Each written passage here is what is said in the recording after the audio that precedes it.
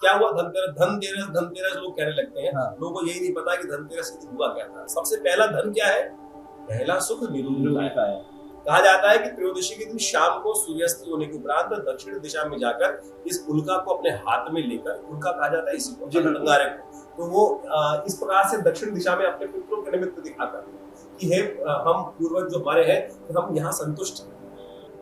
दीपावली पंच पर्वों का त्योहार जिसकी शुरुआत धनतेरस के साथ होती है।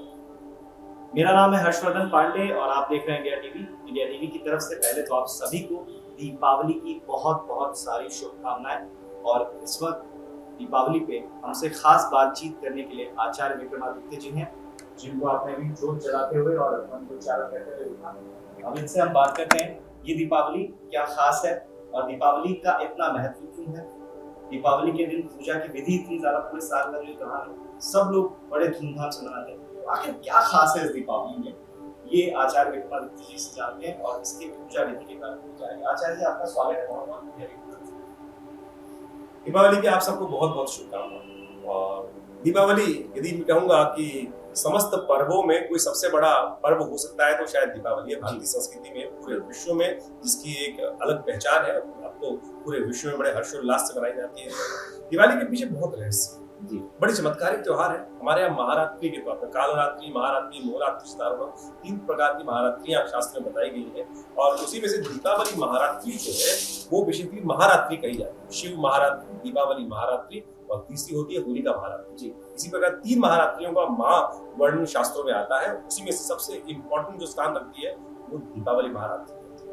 भगवती का साक्षात चमत्कार पर्व है और ऐसे में बड़े कल्याण के पर्व आपको आ सकते हैं, लेकिन कुछ कंफ्यूजन भी होते हैं। तो आज मैं उन सब कंफ्यूजन को ठीक करने के लिए हमारे साथ जिस प्रकार से पंडित जी जुड़े हैं, तो हम चाहेंगे तो वो सारे के सारे कंफ्यूजन ठीक हो जाए कि दिवाली भारतीय संस्कृति का जो पंचांग है ना, वो कंफ्यूजन डालता नहीं है, वो कंफ्यूजन का निराकरण करता है। अच्छा, आप समझें कि कितना सुंदर परिष्कृत पद्धति है, कितनी सरल माइन्यूट पद्धति है कि एक तिथि तक को वर्णित किया जाता है कि तिथि की आयु एक नहीं है जी। सूर्य के आसपास जो ग्रह घूमते हैं वो एक राउंड ऑर्बिट में नहीं है, वो एक अलग एक ऑर्बिट है, वो कहीं लंबी कहीं वो जो ओवल शेप में है, तो ये एक माने कि एक रिदम में नहीं चल रहा है, कहीं लंबा है कहीं छोटा है। तो उस तिथि की आयु हमारे ऋषि मुनियों ने कितने सुंदर तरीके से 24 घंटे का समय तिथि जो है उसमें घटती बढ़ती है। तो उसके कारण से कई लोग उसको मतलब बजाय उसके पॉजिटिव एटीट्यूड लेने के नेगेटिव में चले जाते हैं। तो नेगेटिव में मत फंसे, अपने विज्ञान को, अपने ऋषि मुनियों को पॉजिटिव एटीट्यूड में देखें कि कितना सुंदर तरीके से बिना कंप्यूटर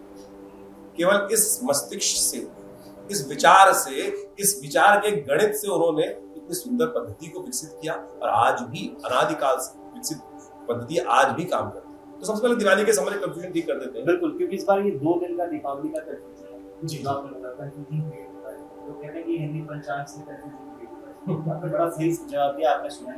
तो ये दीपावली जो 2 दिन होता है, तो किस दिन दीपावली मनाई जाए और कैसे है? देखिए दीपावली जो त्योहार होता है 5 दिन का त्योहार, जैसे आपने जी धनतेरस से आरंभ होता है जी और लेकर भैया दूज तक चलता है जी। धनतेरस जो है वो है इस बार 23 तारीख जी। त्रयोदशी उस दिन उदय तिथि के रूप में विद्यमान है। त्रयोदशी की जिस दिन होती है तो धनतेरस। क्या हुआ धनतेरस धनतेरस धनतेरस लोग कहने लगते हैं। लोगों को यही नहीं पता कि धनतेरस के दिन हुआ क्या था। धन का पूजा, लक्ष्मी की पूजा होती है, क्षेत्र की पूजा होती है, लेकिन धन्वंतरी जी के कारण से जो अमृत कलश लेकर सागर मंथन से उत्पन्न हुए अमृत, आरोग्यता का पर्व, आरोग्यता, स्वस्थ। सबसे पहला धन क्या है? पहला सुख निरोगिता है।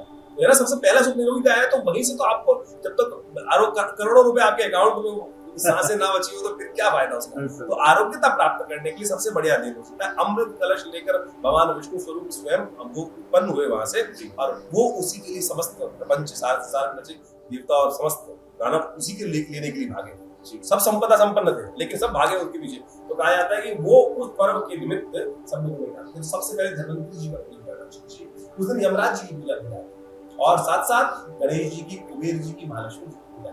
तो वो यम, इसलिए यम का दीपक निकाला जाता है और वो इतना जबरदस्त चीज है कि ये यम का दीपक शाम के समय यदि एक दीपक आप निकाल देंगे, कहा जाता है कि त्रयोदशी के दिन शाम को सूर्यास्त होने के उपरांत दक्षिण दिशा में जाकर इस उल्का को अपने हाथ में लेकर, उल्का कहा जाता है इसी को, अंगारे को, तो वो इस प्रकार से दक्षिण दिशा में अपने पितरों के निमित्त दिखाता है कि हे हम पूर्वज जो हमारे हैं, तो हम यहाँ संतुष्ट हैं, हम यहाँ संतुष्ट हैं। और ये भाव केवल रखते हुए अपने घर पे दक्षिण दिशा में एक अन्न की ढेरी बनाकर केवल एक दीपक कहा जाता है पूरे वर्ष की अपमृत्यु से व्यक्ति को विजय दिलवा देता है। अपमृत्यु यानी आप सोचें कि अगर व्यक्ति का कैरेक्टर खत्म हो गया या कोई सम्मान खत्म हो गया तो बिल्कुल कुछ नहीं बचेगा। तो एक वर्ष तक अलाए बलाए आपके जीवन में नहीं आएगी। इसका मतलब ये नहीं कह रहे कि आप जो मर्जी उसके बाद गलत काम करना शुरू करें अच्छे से काम, लेकिन ये एक सुंदर शास्त्र में नियम बनाया गया है। तो ये केवल एक दीपक दान त्रयोदशी के दिन आप कर सकते हैं। तो धन्वंतरी की जयंती और साथ में विशेष तौर पे एक और बात, बड़ी अच्छी बात है, आपको समझाऊं। धन्वंतरी जयंती पर बेसिकली धनतेरस के दिन आमतौर पर हमने बर्तन तो खरीदने का त्योहार बना दिया। हाँ, ये बड़ा रहता है कि लोग धनतेरस में जाके बाजारों में भीड़ लगे, बर्तन नहीं खरीदे, बर्तन खरीदे जाते हैं क्योंकि पहले जमाने में जो बर्तन होते थे किसके होते थे? तांबे और पीतल के और साथ साथ चांदी के, स्वर्ण के। क्या होता था वो अपने घर में हम लोग लक्ष्मी को लेके आते, ये सब लक्ष्मी प्रतीक माने जाते हैं। आज जो बर्तन है वो स्टेनलेस स्टील है, किसका प्रतीक है? शनि का। अब लोहा किसका प्रतीक माना जाता है? शनि का प्रतीक माना जाता है ना। तो आप त्योहार के दिन अपने घर में जो लेके आ रहे हो शनि महाराज को लेके ला रहे हो, तो आप ये सोचो कि वो आपने उसका मूल्य सिद्धांत नहीं समझा। तो आप कोशिश करो चांदी लेके आओ, साक्षात प्रतीक है, आपकी समृद्धि का प्रतीक है। घर में स्वर्ण लेके आओ, बाकी सब चीज लेके आओ, तो धन को लेके आओ। तो बर्तन खरीदने का त्योहार नहीं। हमारी समृद्धि इतनी थी कि हमारे बर्तन भी, वो खास तौर पे आप सोचो कि बाकी तो प्लास्टिक, आज विदेश ने हमें प्लास्टिक दे दिया है, समृद्धि के नाम पर हमें कहाँ ले गए। तो हम तो इतना सुंदर पर भारतीय संस्कृति में कि हम हमारे बर्तन भी वो हम आरोग्यता प्रदान करने वाले थे। चांदी हम जब जाती थी, सूक्ष्म अंश जो था वो हमारे अंदर जाता था। आप मेडिकल पॉइंट ऑफ व्यू से जाके देखो, वो जो मेटल है, चांदी जो है, अंदर जाके क्या क्या दिमाग को ठीक कर देगी, मन को शांत कर देगी, एंजाइटी को ठीक कर देगी, स्लीपलेसनेस जो आप आती रोज गोली खाते हो उसकी जरूरत नहीं पड़ेगी। और बजाय आप क्या कर रहे हो? पॉलीमर्स खा रहे हो। तो आप सुंदर तरीके से समझे कि हमारे त्योहार कितने सुंदर थे, कितनी बड़ी समृद्ध थे। बिल्कुल।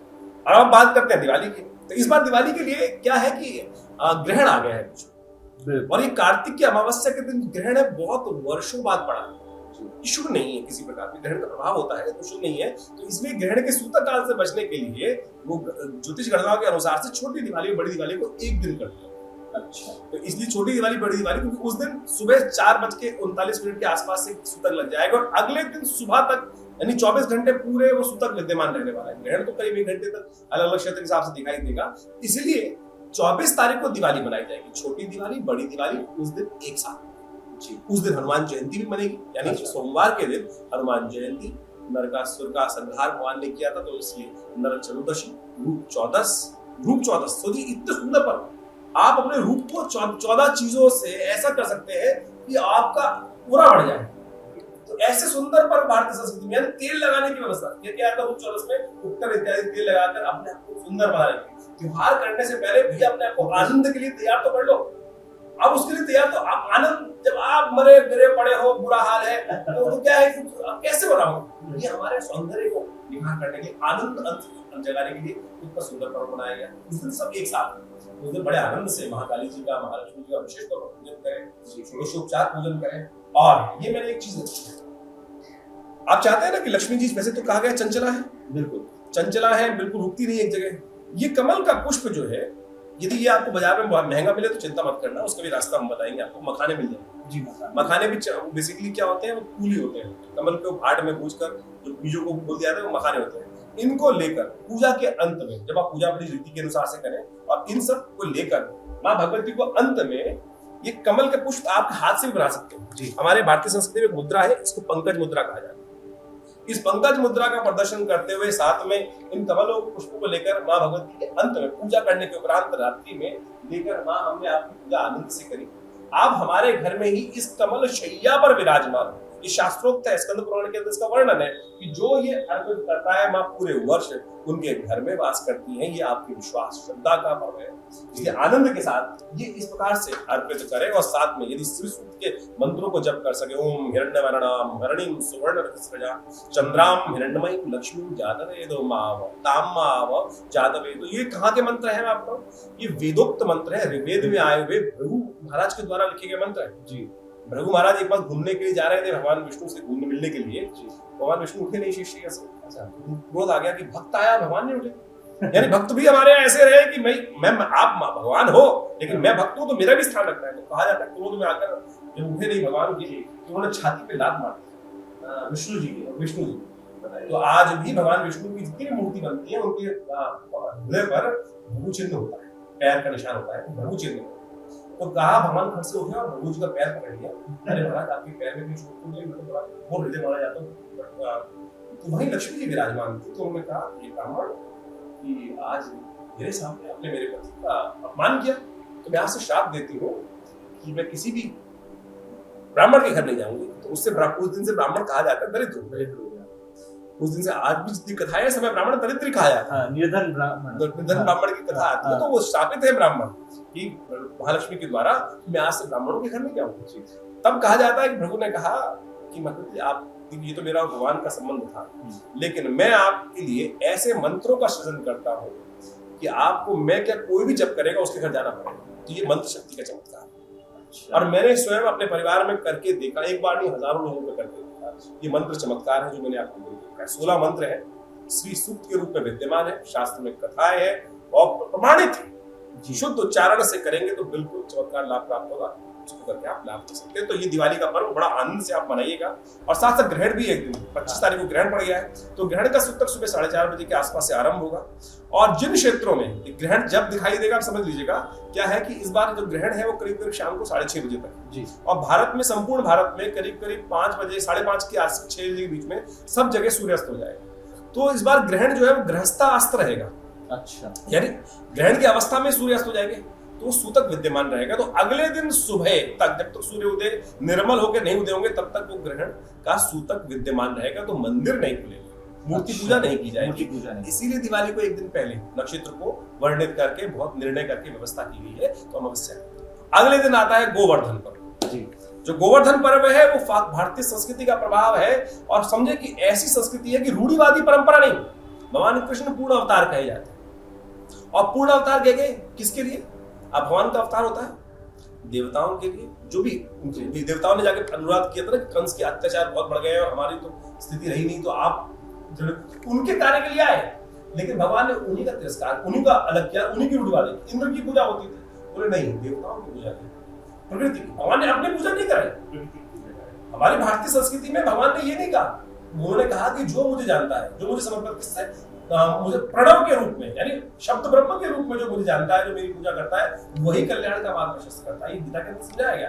तो आप उस दिन आनंद भाव से भगवान गोवर्धन का पूजा करें, गाय की पूजा करें जी, गाय का संवर्धन का कार्य करें, अन्नकूट की व्यवस्था बनाएं। और साथ साथ कहा जाता है, आपने अंग्रेजी में कहावत सुनी होगी, आमतौर पर हमारे बचपन से जब है, क्योंकि अंग्रेज हमारे देश में बहुत समय तक रहे, तो हमको बहुत सारी चीजें उनके साथ जोड़ दी। वो आपकी मम्मी या पिताजी कहते होंगे, सुबह सुबह दादी कहते होंगे जल्दी उठ जा, आज नया साल है, कम से कम आज तो नहा ले, आज तो जल्दी नहा ले, पूरे साल ऐसे ही रहेगा। ये नए साल के दिन आमतौर पर माताएं कहती हैं बहुत सारे घर में। लेकिन वो मुहूर्त नए साल के लिए नहीं है, 31 जनवरी के बाद 1 जनवरी के लिए नहीं है। वो मुहूर्त है कार्तिक मास के शुक्ल पक्ष की प्रतिपदा के दिन। वो कार्तिक मास के शुक्ल पक्ष की प्रतिपदा के दिन सुबह सुबह एक मुहूर्त बनता है कि जैसा आप उस दिन करोगे पूरे वर्ष उसके आपके साथ घटेगा। लेकिन समस्या क्या होती है, हम तो रात में दिवाली जागते हैं और फिर देर तक उठते हैं। तो महाराज तो कोशिश करो, भारतीय संस्कृति को समझो। तो हमारे जो मुहूर्त है वो बताए गए हैं, तो इसका लाभ लेकर आप आनंद से इन समस्त पर्वों को मनाएं। और भैया दूज जो रहेगी वो रहेगी करीब 27 तारीख, 26 को गोवर्धन है, 27 को भैया दूज का पर्व है। आप इन सब त्योहारों को हमने प्रयास किया कि आपके समक्ष उन सब बातों को रखें, छोटे से टाइम में रखें। आपके जो प्रश्न हो आप भेज सकते हैं, उन सबका भी निवारण देंगे।